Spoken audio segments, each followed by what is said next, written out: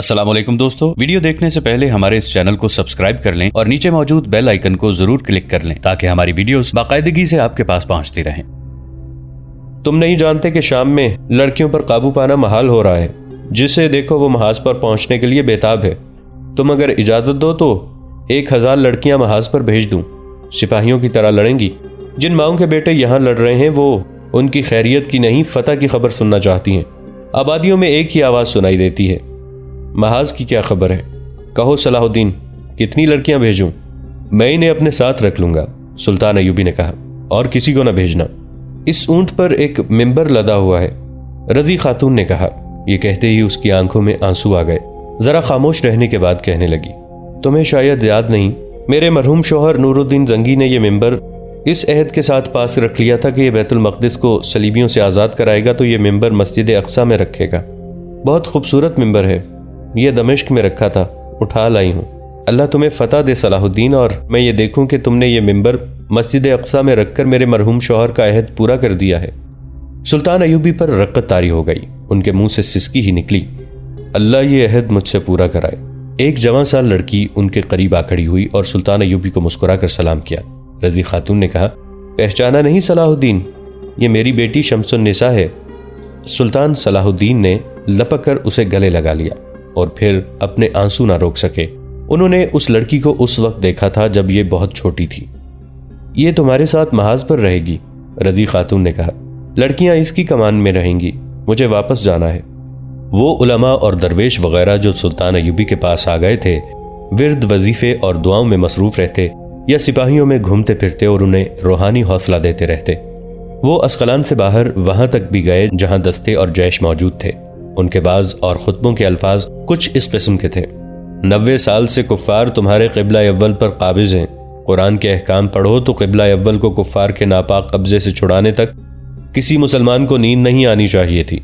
वो मस्जिद अक्सा जहां से हमारे रसूल सल्लल्लाहु अलैहि वसल्लम अल्लाह के बुलावे पर मेराज पर तशरीफ़ ले गए थे, कुफ्फार की इबादतगाह बनी हुई है। रसूल मकबूल सल्लल्लाहु अलैहि वसल्लम की रूह मुक़द्दस हम पर लानत भेज रही है। हम पर नींद, खाना पीना और हम पर अपनी बीवियां हराम होनी चाहिए थी, मगर 90 साल से हम गहरी नींद सो रहे हैं और ऐशो इशरत में मगन हैं।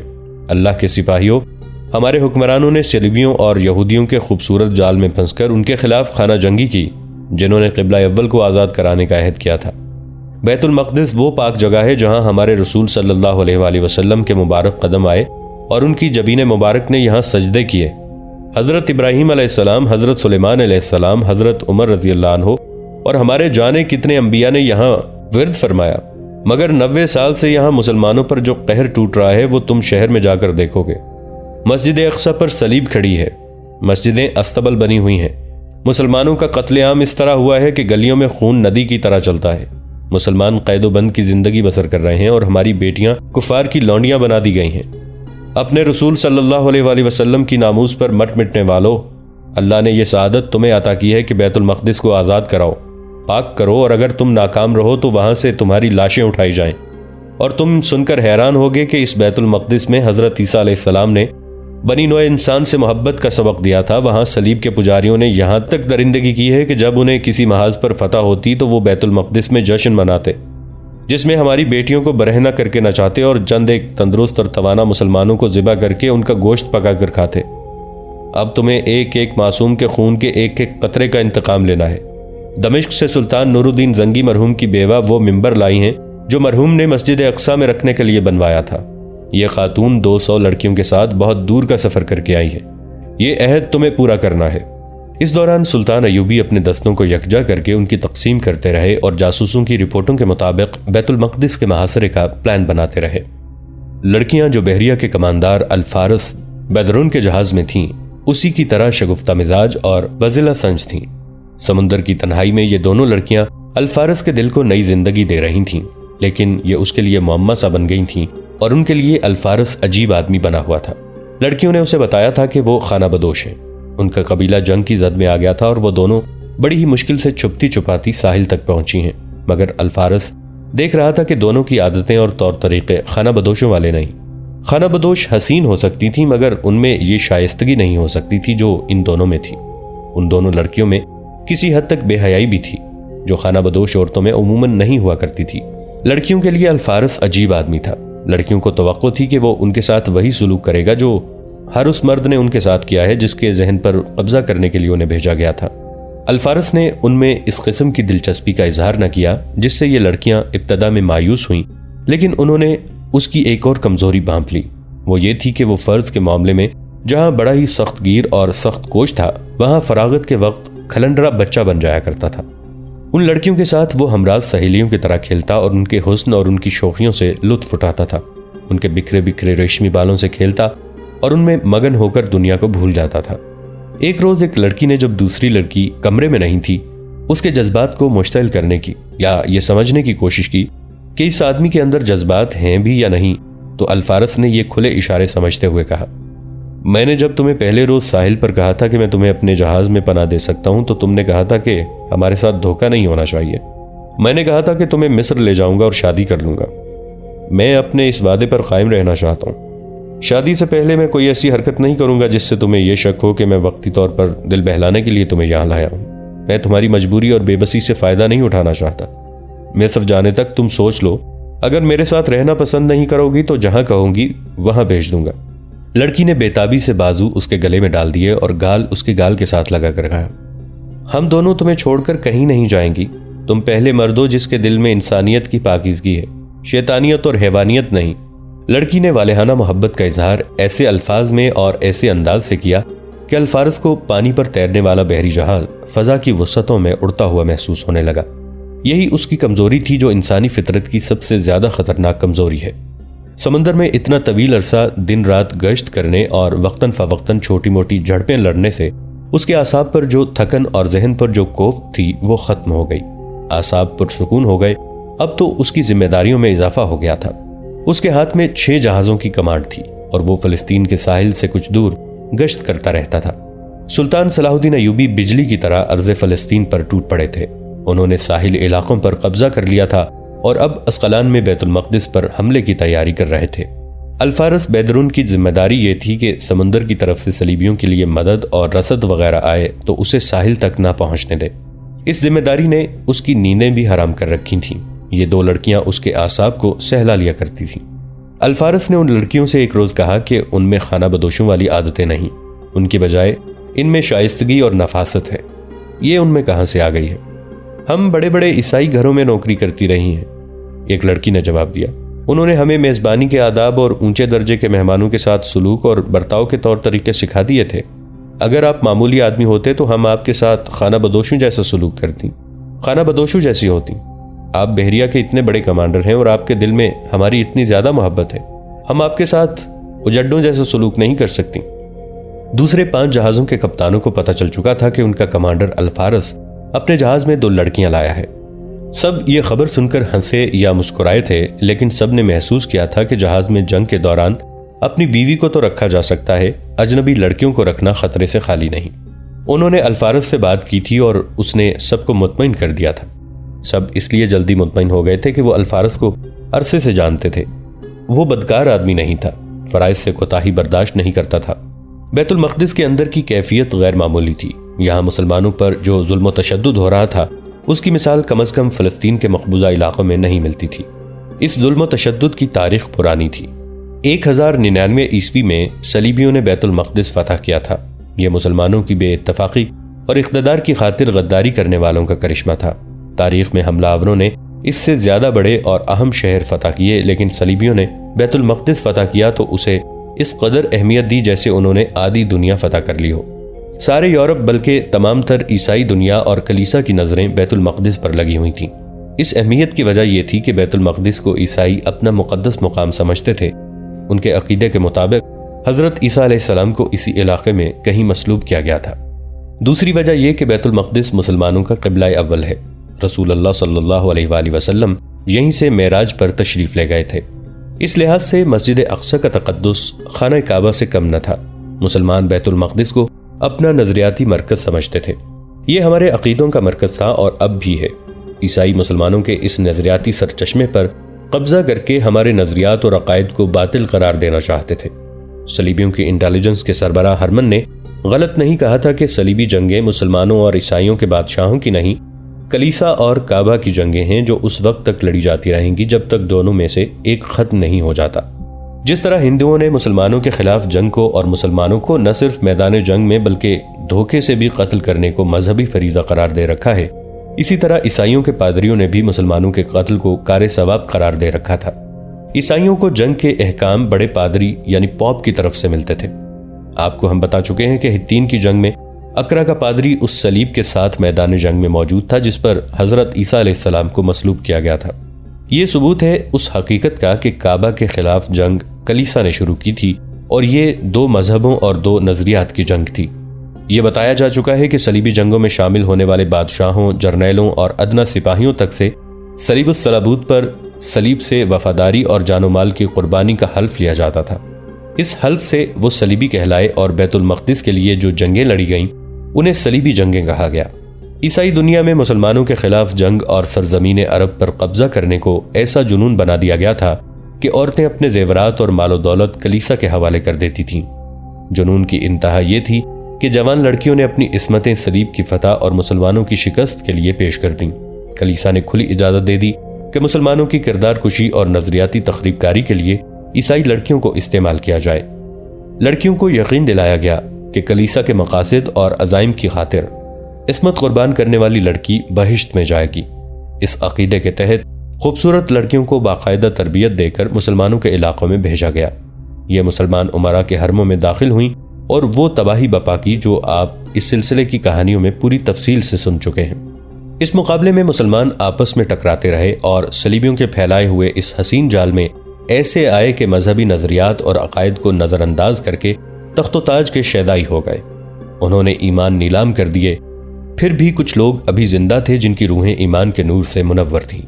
وہ بیت المقدس کی پاسبانی کرتے اور لہو کے نذرانے دیتے رہے، مگر یہ قانون فطرت ہے کہ ایک غدار ساری قوم کو بے وقار کرنے کے لیے کافی ہوتا ہے، اور جب غدار صاحب اقتدار ہو تو دشمن سے 10 گنا زیادہ فوج بھی شکست کھا جاتی ہے۔ اس کا نتیجہ یہ تھا کہ صلیبی 15 جولائی 1099 عیسوی بمطابق 23 شعبان 492 ہجری کے روز بیت المقدس پر قابض ہو گئے۔ اس فتح میں جن مسلمان امراء اور ریاستوں کے حکمرانوں نے صلیبیوں کو مدد دی اور جس طرح مدد دی وہ ایک طویل اور شرمناک کہانی ہے۔ مثال کے طور پر اتنا ہی بتانا کافی ہوگا کہ جب صلیبی فوج بیت المقدس کی طرف بڑھ رہی تھی، شہزاد کے امیر نے نہ صرف یہ کہ اس فوج کو نہ روکا بلکہ اسے رسد بھی دی اور راہبر یعنی گائیڈز بھی دیے۔ حمات اور ٹریپولی کے مسلمان امراء نے بھی صلیبی فوجوں کو راستہ دے کر رسد بلکہ تحائف بھی دیے اور اپنے قبلہ اول کی طرف روانہ کیا۔ راستے میں کئی ایک مسلمان ریاستیں آتی تھیں۔ انہوں نے اپنی ریاست اور حکومت کے تحفظ کی خاطر صلیبیوں کے دلکش اور حسین تحفے قبول کیے اور ان کے عوض صلیبی فوج کی ضروریات پوری کی۔ ارقا کا امیر مرد مومن تھا جس کی جنگی طاقت صلیبیوں کے مقابلے میں کچھ بھی نہیں تھی، لیکن اس نے صلیبی فوج کے جرنیلوں کے مقابلے پر انہیں کچھ نہ دیا بلکہ ان کے چیلنج کو قبول کر کے انہیں مقابلے کے لیے للکارا۔ صلیبی فوج نے ارقا کو محاصرے میں لے لیا۔ 14 فروری سے 13 مئی 1099 تک ارقا کے مسلمانوں نے ایسی بے جگری سے مقابلہ کیا کہ صلیبی فوج نے بہت سا جانی نقصان اٹھا کر محاصرہ اٹھا لیا اور راستہ بدل کر آگے چلی گئی۔ اگر یہ تمام مسلمان امراء اپنے اپنے علاقے میں بیت المقدس کی طرف بڑھتی ہوئی صلیبی فوج کے سامنے مزاحم ہوتے رہتے تو ان کا اپنا نقصان تو ضرور ہوتا، لیکن صلیبی فوج کا خون قطرہ قطرہ بہہ کر ختم ہو جاتا۔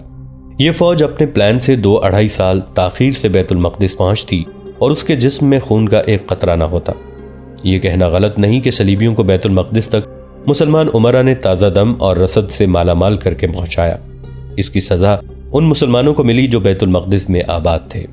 وہاں مسلمان زائرین بھی گئے ہوئے تھے، وہ بھی کچلے گئے۔ 17 جون 1099 عیسوی کے روز صلیبیوں نے اس عظیم اور مقدس شہر کا محاصرہ کیا۔ وہاں حکومت مصر کا گورنر افتخار الدولہ تھا جس نے محاصرے میں بے مثال شجاعت اور عسکری ذہانت سے مقابلہ کیا۔ شہر کے جیش قلعے سے نکل کر صلیبیوں پر حملے کرائے گئے، مگر صلیبیوں کے پاس ساز و سامان کی افراط تھی اور فوج تو بے شمار تھی۔ 15 جولائی کو صلیبی فوج شہر میں داخل ہو گئی۔ تمام تر یورپ اور ہر عیسائی ملک میں جشن منائے گئے، مگر بھیانک اور ہولناک جشن وہ تھا جو فاتح صلیبیوں نے بیت المقدس کے اندر منایا۔ صلیبی سپاہی مسلمانوں کے گھروں میں گھس گئے، لوٹ مار کی، کسی گھر میں کسی فرد کو خواہ وہ بوڑھا تھا یا دودھ پیتا بچہ زندہ نہ چھوڑا۔ زندہ رہنے دیا تو صرف جوان لڑکیوں کو جو ان کی درندگی کی اذیتوں سے مرے۔ گلیوں میں بھاگتے ہوئے مسلمان بچوں، عورتوں اور مردوں کو وحشیانہ طریقے سے قتل کیا گیا۔ صلیبی ننھے ننھے بچوں کو برچھیوں کی انیوں میں اڑس کر اوپر اٹھاتے اور چیخ چیخ کر قہقہے لگاتے۔ کھلے عام آبرو ریزی اور مقتولین کے سر کاٹ کر انہیں ٹھڈے مارنا صلیبیوں کا من پسند کھیل بن گیا تھا۔ مسلمانوں کو ایک ہی پناہ نظر آتی تھی جس کے متعلق انہیں یقین تھا کہ جان کی امان ملے گی اور کسی بھی مذہب کا پیروکار وہاں ان پر زیادتی کرنے کو گناہ سمجھے گا۔ یہ تھی مسجد اقصیٰ۔ مسلمان اپنے بال بچوں کو لے کر مسجد اقصیٰ میں چلے گئے، جنہیں وہاں پاؤں رکھنے کو بھی جگہ نہ ملی۔ وہ باب داؤد اور دوسری مسجدوں میں چلے گئے۔ خود عیسائی مورخین لکھتے ہیں کہ ان پناہ گزین مسلمانوں کی تعداد 70,000 کے لگ بھگ تھی۔ صلیبی جو مسجد اقصیٰ کو اپنی عبادت گاہ کہتے تھے، اس کے احترام کا ذرہ بھر خیال نہ کیا۔ وہ پناہ گزینوں پر ٹوٹ پڑے، کسی ایک کو زندہ نہ چھوڑا۔ مسجد اقصیٰ، باب داؤد اور تمام مسجدیں لاشوں سے اٹ گئیں اور خون باہر بہنے لگا۔ مورخین نے ان الفاظ میں یہ کیفیت بیان کی ہے: صلیبیوں کے گھوڑوں کے پاؤں ٹخنوں تک مسلمان شہریوں کے خون میں ڈوب گئے تھے۔ لڑکیوں کو مسجدوں اور مسلمانوں کے دیگر مقدس مقامات میں لے جا کر بے آبرو کیا جاتا تھا۔ سب سے زیادہ بد نصیب یہ لڑکیاں تھیں اور ان کے جنگی قیدیوں کو مویشی بنا لیا گیا تھا۔ انہیں کھانے کو کم دیا جاتا اور مشقت زیادہ لی جاتی تھی۔ جن کاموں میں پہلے گھوڑے اور اونٹ استعمال ہوتے تھے، ان میں اب جنگی قیدی استعمال ہونے لگے۔ ان کے ہاتھوں مسجدیں مسمار کرائی گئیں۔ جنہوں نے انکار کیا انہیں بے دردی سے قتل کیا گیا۔ کسی وحشی صلیبی نے ایک جنگی قیدی کو قتل کر کے اس کے جسم کا گوشت کاٹا اور پکا کر کھا گیا۔ اس نے اپنے ساتھیوں سے کہا کہ گوشت لذیذ ہے۔ اس کے بعد صلیبیوں نے انسان خوری بلکہ مسلمان خوری شروع کر دی۔ جب کبھی کوئی جشن یا تقریب مناتے، ایک دو تندرست اور توانا مسلمانوں کو قتل کر کے ان کا گوشت کھاتے تھے۔ اس کی تردید عیسائی مورخین نے کی ہے، لیکن انسان خوری کے واقعات خود یورپی مورخوں نے ہی اپنی تحریروں میں بیان کیے ہیں۔ مسجدوں کو حرام کاری کے لیے استعمال کرنے کے علاوہ صلیبیوں نے ان میں گھوڑے باندھے۔ مسجد اقصیٰ میں مختلف مسلمان سلاطین اور دیگر دولت مند زائرین نے سونے اور چاندی کے فانوس اور قندیلیں لگوائی تھیں۔ تحفے کے طور پر سونے اور چاندی کی کئی ایک اشیاء رکھی تھیں۔ صلیبیوں نے یہ تمام فانوس، قندیلیں اور بیش قیمت اشیاء اٹھا لیں اور مسجد کی منڈیر پر صلیب نصب کر دی۔ سلطان صلاح الدین ایوبی کو بیت المقدس کی بے حرمتی اور وہاں کے مسلمانوں پر وحشیانہ مظالم کی یہ رویداد ان کے باپ نجم الدین ایوب نے بچپن سے سنانی شروع کر دی تھی۔ نجم الدین ایوب کو یہ رویداد اس کے باپ سلطان ایوبی کے دادا شادی نے سنائی تھی۔ یہ رویداد سلطان ایوبی کے خون میں شامل ہو گئی تھی۔ انہوں نے قسم کھائی تھی کہ وہ بیت المقدس کو آزاد کرائیں گے۔ اب جب کہ وہ اس مقدس شہر کو فتح کرنے نکلے تھے تو ان کے دو بیٹے الملک الافضل اور الملک الظاہر جوان تھے اور ان کی فوج میں تھے۔ بیت المقدس کے متعلق جو باتیں انہیں اپنے باپ نے سنائی تھیں، وہ انہوں نے اپنے بیٹوں کو یوں سنا دی تھیں جیسے ایک قیمتی ورثہ ان کے حوالے کیا ہو۔ بے مقصد جینے سے قبل از وقت مر جانا بہتر ہے۔ انہوں نے اپنے بیٹوں کی جنگی تربیت مکمل کر کے انہیں اپنی فوج میں شامل کرتے وقت کہا تھا، یہ الفاظ تمہارے دادا مرحوم کے ہیں جو انہوں نے مجھے اس وقت کہے تھے جب میں چچا شیرکو کے ساتھ صلیبیوں کے خلاف پہلی جنگ لڑنے کے لیے چلا تھا۔ انہوں نے کہا تھا، مجھے نظر آ رہا ہے تم کسی جگہ کے حکمران بنو گے اور یہ بھی ممکن ہے کہ تم سلطان بن جاؤ۔ یاد رکھو بیٹے، تم آج سے میرے بیٹے نہیں قوم کے بیٹے ہو۔ قرآن کا حکم ہے کہ ماں باپ کی خدمت کرو۔ اب تمہارے ماں باپ قوم اور سلطنت ہیں۔ اولاد کو ماں باپ پر حکم چلانے اور ان کا دل دکھانے سے اللہ نے منع کیا ہے۔ خیال رکھنا یوسف، قوم کا دل نہ دکھانا۔ دیکھنا کہ تم پر قوم کے کیا کیا حقوق ہیں، یہ ادا کرنا۔ اور میرے عزیز بیٹو، تمہارے دادا نے کہا تھا کہ جو لوگ قوم کی آن پر اللہ کی راہ میں شہید ہوئے ہیں انہیں نہ بھولنا۔ جو قوم اپنے شہیدوں کو بھول جاتی ہے اس قوم کو خدا بھول جاتا ہے۔ جس قوم سے خدا نظریں پھیر لیتا ہے، تم نہیں جانتے کہ یہ دنیا اس کے لیے جہنم بن جاتی ہے۔ اس کی عبادت گاہیں استبل اور اس کی بیٹیاں دشمن کی عیاشی کا سامان بن جاتی ہیں۔ اس قوم کی تقدیر اس کے ہاتھ سے نکل جاتی ہے۔ جب تمہیں حکومت کی مسند پر بٹھایا جائے گا تو قوم کو رعایا نہ سمجھنا۔ بندوں پر حکومت کا حق صرف اللہ کا ہے۔ بندوں پر حکومت کر کے اللہ کی برابری کا گناہ کرو گے تو انجام مصر کے فرعونوں والا ہوگا۔ حکومت کا مطلب وہ ذمہ داری ہوتی ہے جو قوم کی طرف سے اللہ اس کے حکمران پر عائد کرتا ہے۔ حکمران کی اپنی کوئی ذات نہیں رہتی، وہ فرد کی حیثیت سے مر جاتا ہے۔ وہ قوم کا امین اور قوم کا حصہ بن جاتا ہے۔ قوم کو فاقے کرنے پڑے تو حکمران کو اپنا پیٹ نہیں بھرنا چاہیے۔ وہ اپنے منہ میں نوالا ڈالے تو اسے یقین کر لینا چاہیے کہ قوم کے ہر فرد کے منہ میں ایسا ہی نوالا جا رہا ہے۔ دوستو، آج کے لیے اتنا ہی۔ اسی کہانی کی اگلی قسط کے ساتھ بہت جلد حاضر ہوں گے۔ نیچے کامنٹ سیکشن میں اپنی رائے کا اظہار ضرور کیجیے گا۔ हमारे इस चैनल को सब्सक्राइब करके नीचे मौजूद बेल आइकन को भी जरूर क्लिक कीजिएगा। अगली मुलाकात तक के लिए हमारा और आपका अल्लाह निगहबान।